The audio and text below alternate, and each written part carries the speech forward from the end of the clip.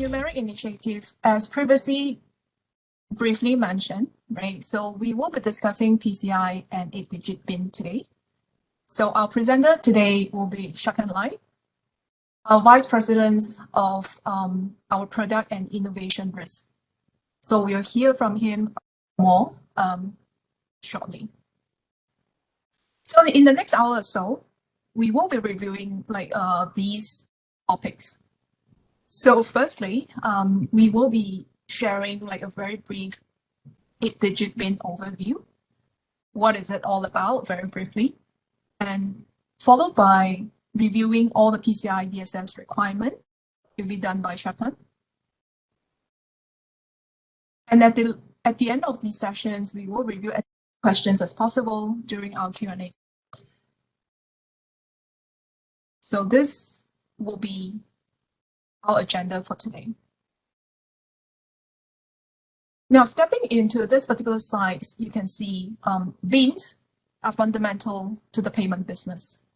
So the industry has seen unprecedented growth, which has led to a very quick shrinking supply of numerics. So when the ISO industry standard organizations, which is a group of industry experts that set the standards and license the BINs, realized that the BIN was diminishing. They convened all the stakeholders from around the world and agreed to increase the length of the BIN from 6 to 8-digit PIN. Now, I wanted to call out this note very loudly that Visa supplies is not at risk. But with more innovation coming our way on the horizon, it is important for our clients to be ready. All right. So this is a big change that will touch every seller and payment processes globally. So very importantly, Visa does not use BINs in authorization, clearing, or settlement. Right? So we do not use BIN for processing. Although the final effective date of the 8-digit BIN somehow synced up and simultaneously to the business release, to our business announcement release of April 2022, I will have to share that this is not a typical birth change. I would like to share that there was an impact study that Visa partnered and commissions with an independent consulting firm that concluded that the impacts of the change are primarily within each client's proprietary processing and downstream system. So it is very important and critical for our clients to prioritize. And this is why prioritizations of this project is critical. And we have talked about, 8-digit numerics since years back in order to get themselves to be ready by April 2022.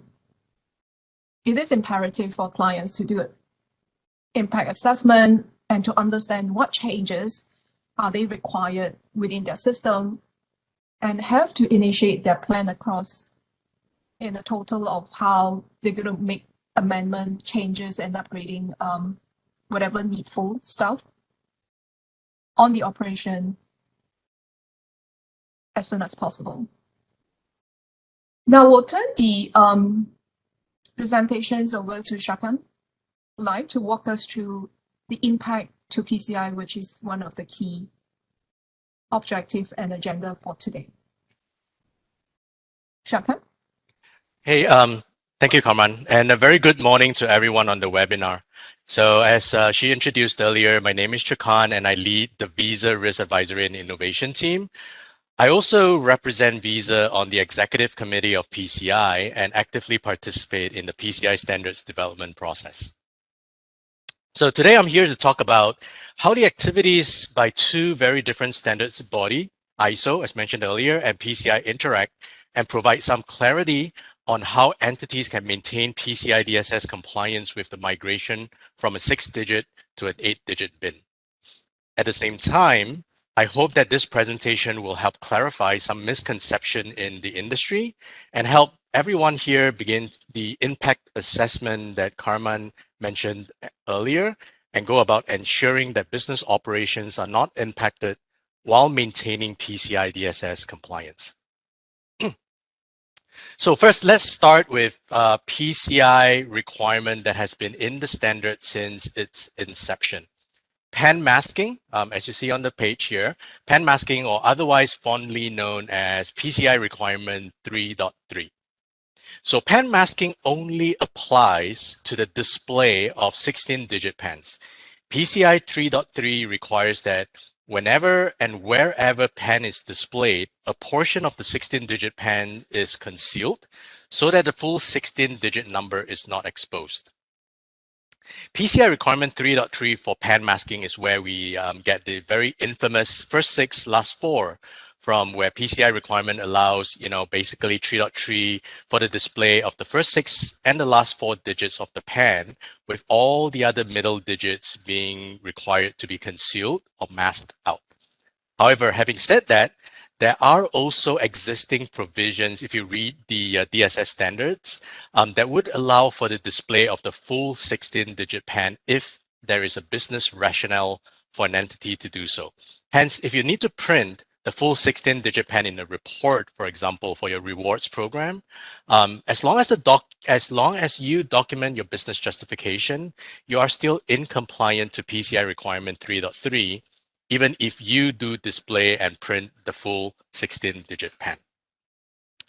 One clarification I would like to surface now is that requirement 3.3 masking, and this is often one of the confusion, masking only applies to the display of the pan and not the storage of pans in databases or on hard drives. We will cover requirements for storage later in the presentation, but for now, 3.3 only applies to whenever pan is displayed on the computer screen, if it is printed, or in any form where it can literally be read by a human. Hence, another simple way to remember the applicability of PCI masking requirements is that requirement 3.3 pan masking is tied to the human eye. As long as you can see it with your eye, that is when pan masking and requirement 3.3 applies. So if it's stored in the database I've mentioned earlier in bits and bytes that only a computer understands, that only a computer can see, then requirement 3.3 doesn't apply, but instead 3.4. So now that we've understood what requirement 3.3 is, let's come back to the 8-digit bin migration impact assessment that Carmen mentioned earlier. The key assessment that you have to make as an organization is to look at every single report or every single computer screen receipt printing process that you have within your organization and begin asking yourself if there is a need to see, pun intended, if there's a need to see more digits to support your business process. Taking a very simple example of a customer support system, basically helping a consumer that is calling in with questions on his purchase transaction, there's really no need to change anything because even with that first 6 and last 4, you really have sufficient information for the consumer service rep to actually pull up the transaction record and deal and help the consumer with his questions. Hence, if you think about it, there's really no impact with migrating to 8-digit bin in this specific example. So I would recommend that when you return to work after this webinar, take a look at all the places where you see masked pans, and then first evaluate and ask yourself if you even need to make any changes at all. Because I would bet that for the majority of the application and requirements, when pans are being displayed and masked, you will be able to meet all your business requirements and business processes by just keeping the first 6 and last 4 from a pan masking perspective. So moving on, requirement 3.4, as I've mentioned earlier, it applies when pan is stored in a database. So in other words, 3.4 applies for pan in storage. If you read the requirement, PCI requirement 3.4 is to render pan unreadable in storage everywhere and anywhere, be it on your hard drive. It may be an Excel spreadsheet stored on your hard drive. It may be a database stored in the cloud in your hard drive. Regardless where the pan data is being stored, that data must be made unreadable in storage. If you read PCI DSS requirement 3.4, there are basically 3 ways that were referenced where pan data can be made readable in storage, and I'll walk through each of them over the course of the next few slides.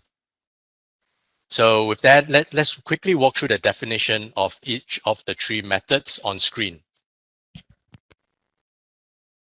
The first one is one-way hash. A one-way hash function is basically a cryptographic algorithm that creates a reversible and unique data set based on whatever input that you may feed it. So in this case, you feed in a 16-digit PAN, and out from the function, you get a irreversible and unique data set that cannot be reversed. So that basically is the definition of a one-way hash. The second method referenced is PAN truncation. And truncation is a method of rendering a full PAN unreadable by permanently removing a segment of the PAN data according to an approved truncation format. And PAN truncation is also very frequently where we get the most questions. So I'll go quite a bit into the details in the next 2 slides or so. And the last method referenced is PAN encryption, which essentially is a method that creates a reversible as compared to one-way hash. PAN encryption is a reversible algorithm where you can encrypt and decrypt the data to secure the PAN, and you have the ability to decrypt the data for any entity that holds the cryptographic keys. Depending on which of the above 3 methods that an organization uses to render PAN unreadable, there may be various levels, different levels of impact as part of your migration to the 8-digit PIN. So as promised, we'll look through each of the 3 referenced methods. Firstly, let us look at PAN hashing. So there's an example on screen there. As you can see, the PAN data in storage within the database has been hashed. 16-digit PAN has been put through a hashing algorithm, and what you see as the output and stored in the database is a unique series of hexadecimal.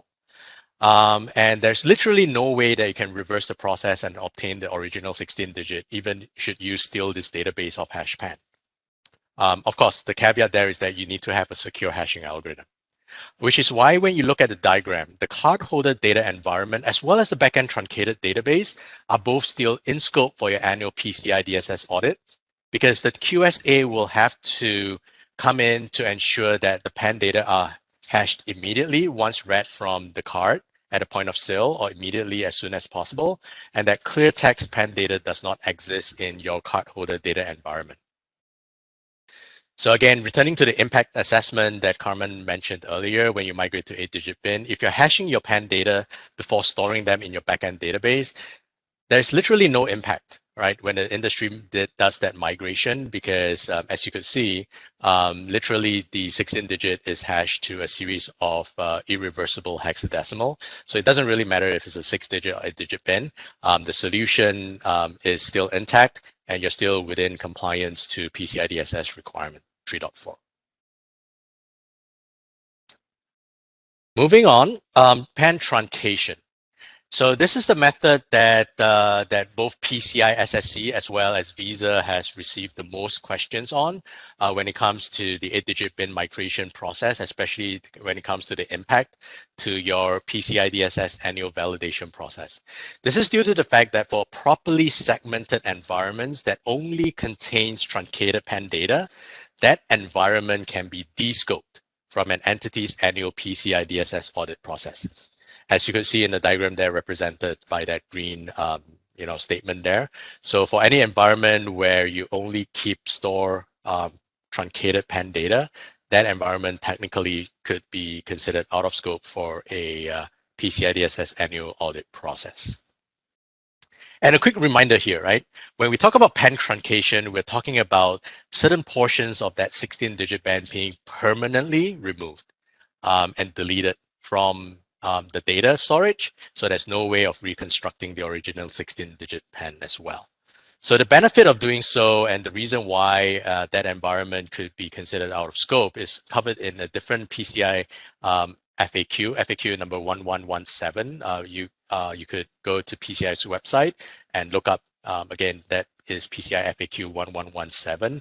I'll give a brief overview. It basically says that system that only stores truncated PAN, where a segment of the PAN data has been permanently removed, may be considered out of scope for PCI DSS if that system is adequately segmented from the cardholder data environment and does not otherwise store, process, or transmit cardholder data.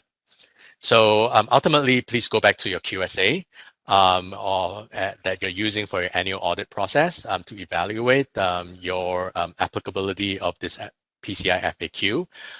But if you have a truncated environment today that is considered out of scope, I will cover through the next 2 slides or so how you could maintain that qualification so that that environment maintains and remains out of scope from your PCI DSS audit process. So what does PCI says about the digits to truncate? Do you keep the first 6 last 4, first 8 last 2, first 8 last 4? Well, PCI does have a FAQ that was recently updated to take that into consideration as part of the 8-digit bin migration process. So you can see here on this slide, as we've cut and pasted from, again, another one of PCI's FAQ 1091 in this instance. It has been updated to reflect that the maximum acceptable PAN truncation format is the first 8 and any other 4 digits. And this format is acceptable regardless if the PAN is a 6-digit or an 8-digit bin. And it's highlighted there in the 4th row there in terms of what Visa's requirement is. So I'll take a quick pause here because for everyone to really read and understand what is the updated FAQ and what exactly it says, that 4th row there, because this one row will probably help answer more than 50% of the questions and concerns that we have received.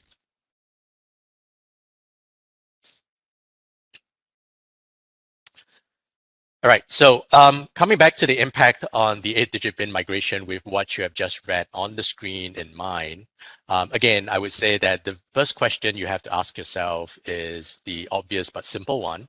Do you even need to make changes, right? If you really do not need to make any system changes whatsoever, if you do not need the bin information.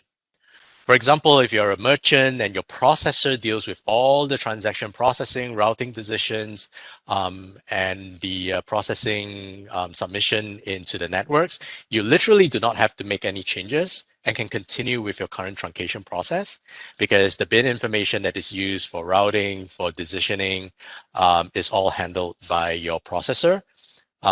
And only if you need to store the data in your database, would you then have to make system changes to truncate the data to fit what has been updated by the PCI FAQ 1091 to the first 8 and any other 4 digits.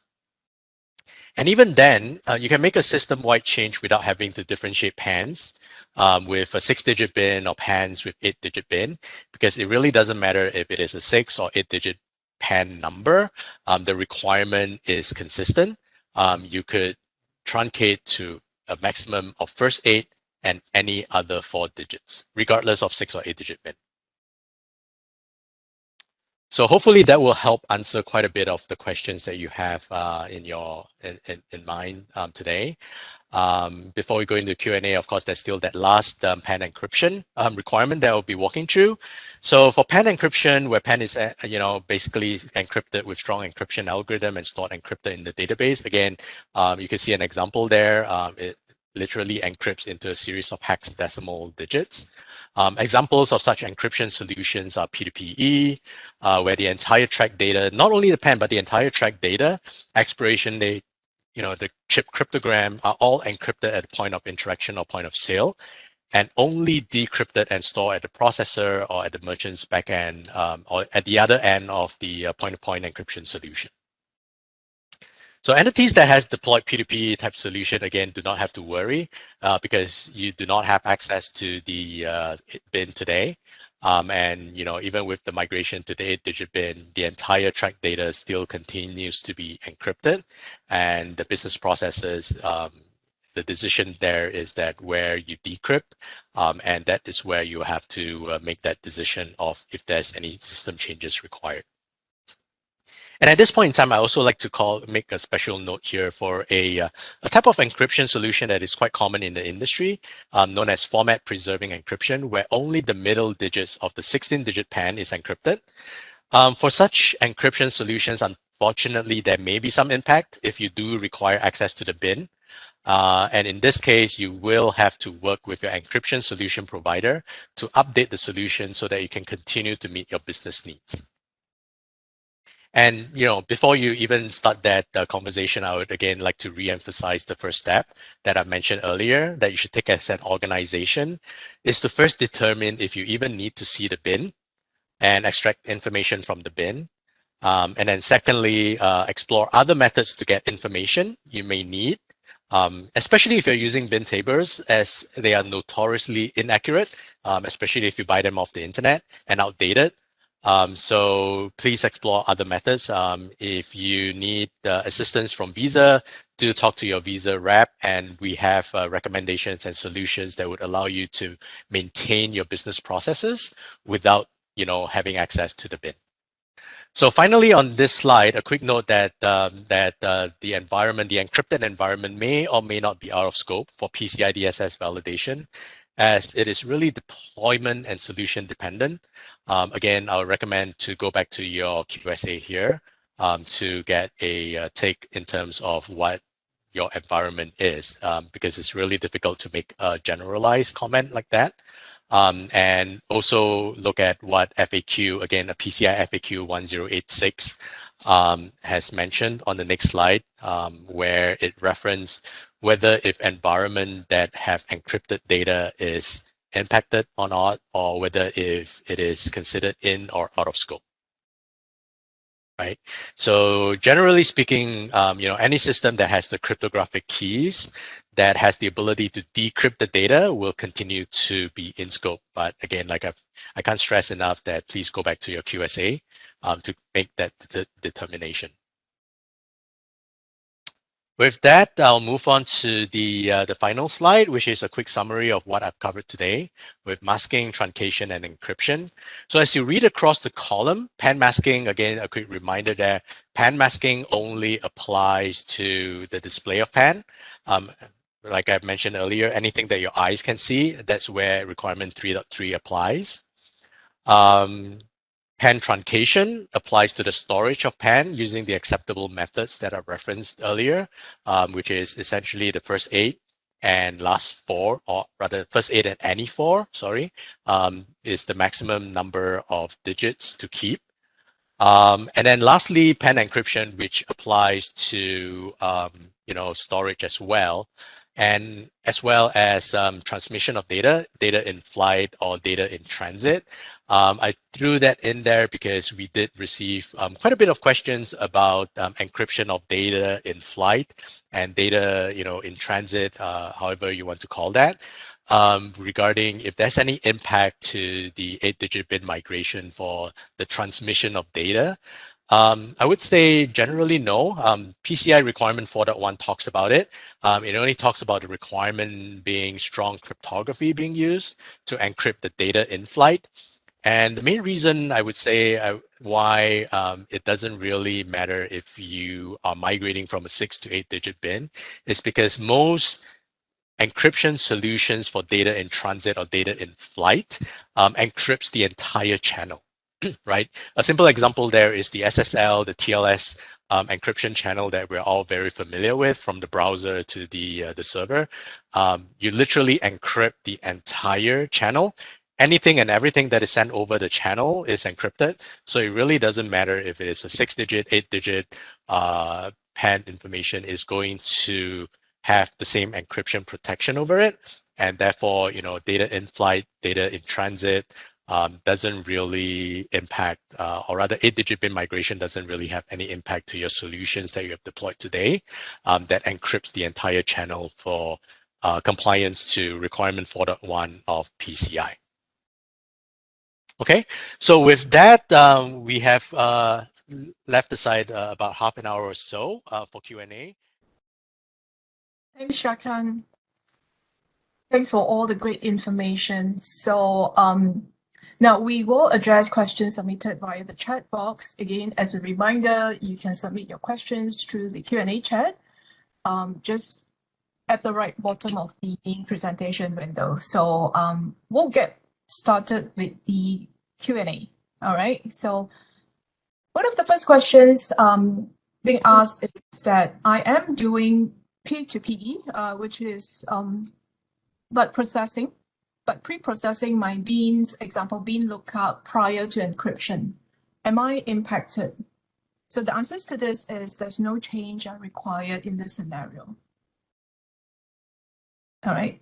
So next question, my system is encrypting before the bin lookup and is basing the bin logic on the first 6. How do I now get access to the 4-digit bin range? So the answers to this is solution providers and merchants are working on the impact assessment to the environment and exploring custom solutions which allow merchants access to all 8-digit of the expanded bin. So please consult your solution provider to confirm the availability of a custom solution and any development that might be required to help mitigate the impact to your system. Next question, my bean logic in my POS environment has the capability to read up to 9-digit per industry standard.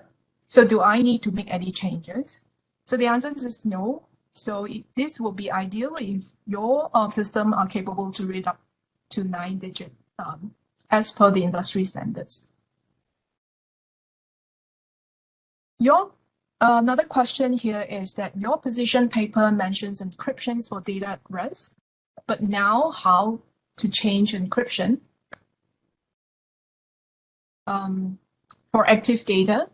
Can you provide clarity on encryption for active data use such as P2PE?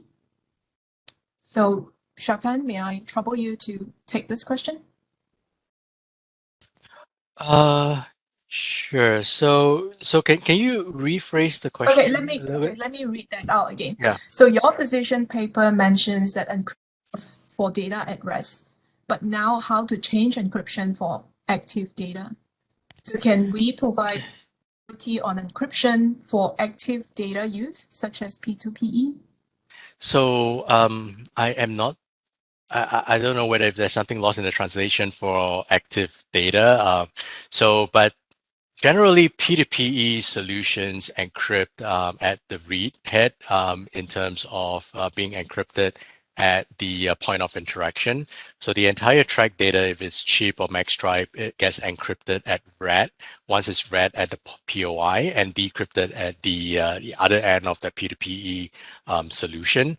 So when it's being transmitted from that POI device, it is being transmitted encrypted all the way to the back end, and that channel remains intact. So there's no way to decrypt the information. So I think by active data, what the question is asking for is data in flight or data in transit. I'm not sure who asked that question, but perhaps you could either follow up with a clarification if I got that active data definition correct. If not, we'll follow up after this call directly. Right. Thank you, Shakan. So next question is truncation standards apply when bin is transmitted in a file. So can a client who receives the file view the file on a screen that shows 8-digit bins? Will this conflict with the PCI masking standards? So PCI masking standard has a I wouldn't say there is a section in requirement 3.3 that says that any organizations have the ability to view the full 16 if there is a business requirement to do so. So for examples like this, where the truncated file that is being sent is the first 8 and last 4, there are obviously 2 simple solutions. One is, when you display it, you could still just display the first 6, last 4, and that would allow you to meet the requirements 3.3 verbatim without any changes. However, if you do not want to make system changes and you you want to just display what is in the file verbatim without doing any system changes, then you need to prepare a set of business justification to, when your QSA comes in, present that business justification to your QSA in terms of why you're displaying more than the first 6 and last 4. But if you read requirement 3.3, with business justification, you could literally see the full 16, and instead of just masked information. Thanks, Shakan. So next question. My internal default to show first 6 and last 4 when I look up a card number. So which I think is masking. What do I need to do in order to show the first 8 and last 4 on the same screen? They are used for things like dispute processing or card holder servicing. Well, I would say that, again, for an example like cardholder servicing, you are essentially just identifying the transaction and the cardholder. Again, I would recommend, like I've mentioned earlier, to evaluate whether if that first 6 and last 4 would be sufficient to meet your business needs in terms of a display. However, again, if you really have determined that you do need the first 8 and last 2 in order to support the business processes that you have today, then you would then need to, like I just mentioned, document the business justification, because masking requirements, you could literally not mask your data and display the full 16 as long as you document what your business justification is in doing so. Right. Great info. Thanks, Shakan. Next question. Is point-to-point encryption or P2PE impacted by 8-digit PIN? I would say no, because P2P encryption solutions encrypt the entire track data. It encrypts the full track, expiration date, CVV, cryptogram, everything at the point of it being read, and decrypts it at the other end. So generally, P2PE solutions are not impacted by 8-digit PIN migrations. Thank you. Next questions. If we are not PCI certified, are we allowed to keep trunk PAN data, which is the first 8-digit PIN and the last 4-digit? I would first start with asking the question why you're not PCI DSS validated, which I think is the most important question. I think, let me think through the question. So I would rephrase the question by saying that if you only have access to the first 8 and last and any 4 digits, do you have to validate PCI DSS compliance? Maybe that is the question that the person is asking. Let me think about that one. So if the only data that you have is the first 8 and any other 4 digits, so only the PAN data with no combination of expiration date or whatnot, then technically I would say that you may not be in scope for PCI DSS validation. But again, if you are a merchant, please confirm that with your acquirer, whether if that is the situation and that is your acquirer's requirement or not. Thank you, Shakan. So next questions. Do the masking or truncation requirements change if the PAN is longer or shorter than 16 digit? For instance, if there is a 19-digit PAN, are the masking requirement be the same? Yes, masking requirements specifically, yes, first 6, last 4, as documented in PCI requirement 3.3. It doesn't do any kind of a carve out for longer or shorter than 16-digit PAN numbers. And as for truncation, for Visa account numbers and Visa PANs, that requirement is consistent as well. First 8, any 4, from a truncation perspective. So again, it doesn't really matter if you have a 19-digit PAN. The truncation requirement is still first 8, any 4. Thank you. So the next questions. With the 8-digit PIN migration, will there be any changes in PAN length? Now I can take those questions. So there will not be any change in PAN length as the PAN length will remain at 16 as part of the standards. So the answer is no. So no change to the PAN length. All right. So next up, can you clarify why the that can be shown are different between masking and data at rest? And why is masking 6 and 4, where data at rest is 8 and 4? Sure. So I think here is the general principle of data security, right? You just keep as little information as you need in order to meet business requirement.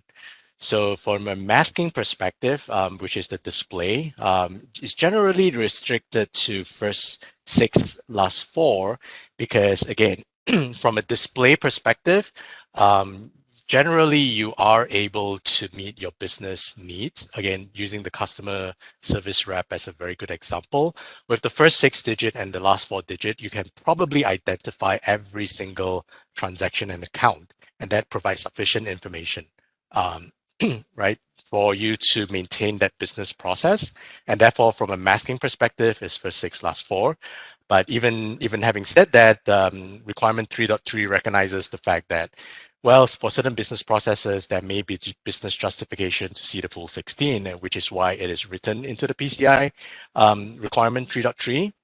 For truncation or requirement 3.4 that talks about storage, generally speaking, from a storage perspective, the reason why it has been expanded is because there are some business processes, and this is not that common, I think, outside of certain regions.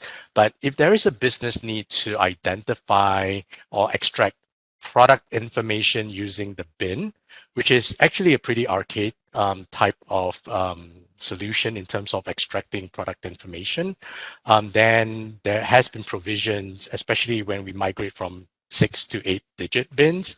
It's literally expanded.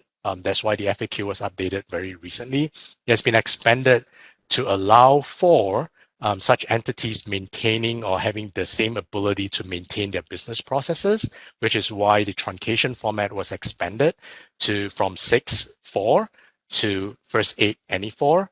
The main reason there is to allow business processes to continue. As I mentioned during my webinar session earlier, there are definitely other methods of extracting product information. So please, if you need help in that area, please contact your Visa rep. We'll be able to help you access, right, Carmen? You want to add anything to that last point there?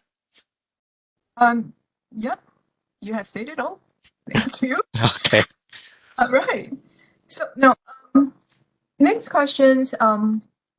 We have internal processes where we derive issuer information based on the first 6 digit. With expansion to 8 digit, how will this be impacted? Well, I can take this, Shakan. So I would suggest and say it really depends on your internal process, how you're using and checking within your system. We recommend that you expand your processes to reference to account range instead, who are using, to identify the issuers who are using 8-digit bin license. So please, this is something that is part of your impact assessment that you need to be aware and make sure that, identify the impacts that is from your system. All right. So next questions, are we within compliance if we keep the first 6, 8 digit and the last 2 digit, Shankar? So first 6 or first 8? First 8 and the last 2. Yes, definitely you're still within the within compliance, because if you look at the PCI FAQ that I showed, and I'll try to go back to that page, that is the maximum, or maximum digits, which is first 8 any other 4. So if you go first 8 and any other 2, you're doing much better than the maximum allowable. Just like if you have capped it with first 6 and the last 4, you would still be in full compliance. So if you look at truncation, another way of looking at this requirement is that you're only allowed to truncate 4 digits from a 16-digit PAN. So if you're doing first 8, last 2, that's definitely well within the requirements and acceptable formats. Right. Thanks. So next up, as a merchant, how can we get the right BIN information as the BIN has extended to 8-digit? I mean, we used to use 6 digits to identify the bank and country of the card. Now, where can I get the table of BIN information? So now this is the questions that I would take as we recommend that the BIN to be listed in the BIN tables. So we recommend that you should be getting a legit BIN tables where to identify whether the BIN is 6 or 8-digit.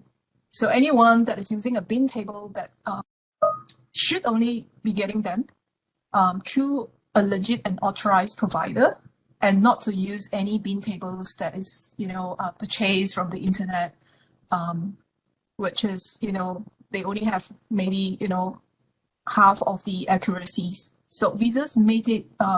We do have service that we call it VBAS service, which contain the BIN information and the ecosystem that can work with your processes to identify the BIN table and the BIN informations that you may want to have them. So work with your service provider, make sure that you're getting the right BIN tables source in order for this processing. So next questions, are we within, okay, so this one we have asked that. What is the, is there a process that we need to display more than the first 6 and last 4 due to business purposes? Is this for all client type or just for acquirer? Shakan? So the question here, I think let me repeat it so that I'm sure that I got it right. So the display of the first 6 and last 4, or first 8 and last 4, does it only apply to acquirers or for all entity type? Is that accurate? Yeah, so PCI DSS doesn't really make any distinction between entities. So the PCI DSS requirement applies consistently to merchants, issuer processors, to payment facilitators. It applies regardless of entity type consistently. Thank you. So if we already have PCI DSS certified for 6-digit BIN, do we need to be certified again for 8-digit BIN? So PCI DSS compliance validation generally occurs, depending on who asked the question, but generally occurs on an annual basis. So when your next cycle comes around, your QSA is going to look at your system to ensure that they meet all PCI DSS requirements.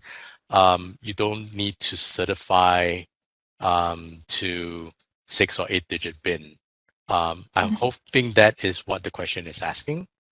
Yeah, but from a PCI DSS validation perspective, there is no need for you to specifically validate, and you can wait for your annual validation process. Thank you. Hope that answers to the whoever who asked the questions. Next up. So for POS or ATM transactions, does the PAN number send in the message from terminal to acquirer call system required to be encrypted in order to comply with PCI 4.1? Yeah, generally, I don't have it up here, but generally 4.1 says that the cardholder data must be encrypted in transmission, in flight, or I think those are the couple of words that has been used for data in transmission. So yes, in order to be compliant to PCI DSS requirement, 4.1, generally the PAN cardholder data must be encrypted in transit, at rest, or in storage. Thanks. So there's a question, does BIN impact tokenization? So the answer is no. 8-digit BIN does not generally impact tokenizations, where tokenizations are based on the 9-digit account ranges. So next questions, are there changes to the length of the account range, or will it remain as 9-digit? So the answer is there's no change to the account range, where it will remain as 9 6-digit account range. Okay. Now, next questions, I think this should be for you, Shakan. For receipt printing, can we show the first 8 and any 4 in the merchant copy receipt? You will need to provide business justification because the masking requirement 3.3 allows for first 6 and last 4. I would actually question why you need to make that change. It may be because of business processes. But as long as you put in the justification, again, 3.3 allows for the display of not only the first 8 last 4 or first 8 any 4, it literally allows you to display the full 16-digit PAN if there is business justification. You just have to document it and provide it to your QSA when your QSA does your annual audit validation process. Again.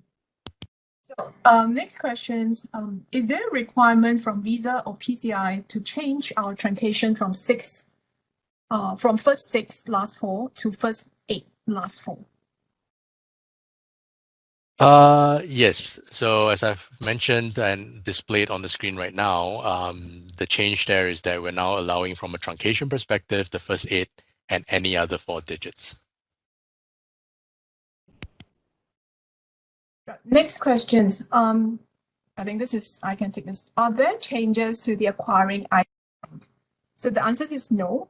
Acquiring identifier will be remaining to be with a 6 digit in this case. So this is easy one. All right. So let me see if there's any other questions. Okay. Yeah. So will issuer public key certificates created at the 6-digit issuing bin level continues to work? Now this does, I'll take this.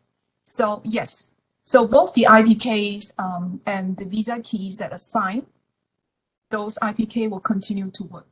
So the offline data, which is the ODA validation process, is not affected by whether the IPK cert was issuing on a 6-digit issuing bin base or newly converted 8-digit bin. Issuer can actually request certificates on 8-digit bin from the VSDC CA, which we are already ready to supply 8-digit bin sets. We modify the VSDC system, the CA, to support requests containing 6 and 8-digit bin. So the answer is not really. There's no impact if you continue to have a cert that is non-expiring, so you can continue to use that. So let me see. Now, a plan to add indicator into the RDEV account range table and routing tables for acquirers to know if the bin is 6 or 8-digit. Now, the answer here is really RDEV is mainly by the name imply is account range table. So it will not have the bin length, which contains only the account range and issuer identifier. So the file will not contain bins, where routing tables will have the bin informations. Okay, so next, Next question here is that how can a merchant get access to Visa bins report? Well, merchants should actually work with the processors to identify if there's any information that they need. For example, if they need information from the VBAS file in the proprietary system or usage, they can actually work with their processors or the acquirers to get these information directly. So for now, these informations will not be available directly to the merchant. So work with your acquirers or the processors to get this piece of information. Seems that we have answered all of the questions that we have in the chat box. So please, just wanted to call out again, that we are almost on time. So this presentation will be made available for you to download, right? And the sessions is being recorded, all right? So it will also be made available in Visa Online if you, your colleagues have missed out. So please, stay tuned and look out for the materials available in Visa Online. And with that, I really wanted to thank Shakan very much on walking through, answering all these questions for us today. And before we go, any last reminders from yourself, Shakan, on before we adjourn or before we close up today's session? No, I mean, I think like I said earlier, truncation creates the most questions, and just remember that the first 8, the change to first 8, any other 4 is now the new acceptable or maximum acceptable format. So if you are currently using first 6, last 4, if your business need doesn't require you to have access to the bin information, you could just continue with what you do. And that first 8 at any 4 is the maximum, as I've mentioned earlier, meaning that you're truncating 4 digits. So if you're truncating more than 4 digits, that is much, that is well within the requirement as well. So just a quick reminder, and thank you everyone. And if there's any questions, do follow up and let us know. Back to you, Carmen. Yeah. With that, thanks again for everybody joining our call today. And have a great rest of your day, everyone.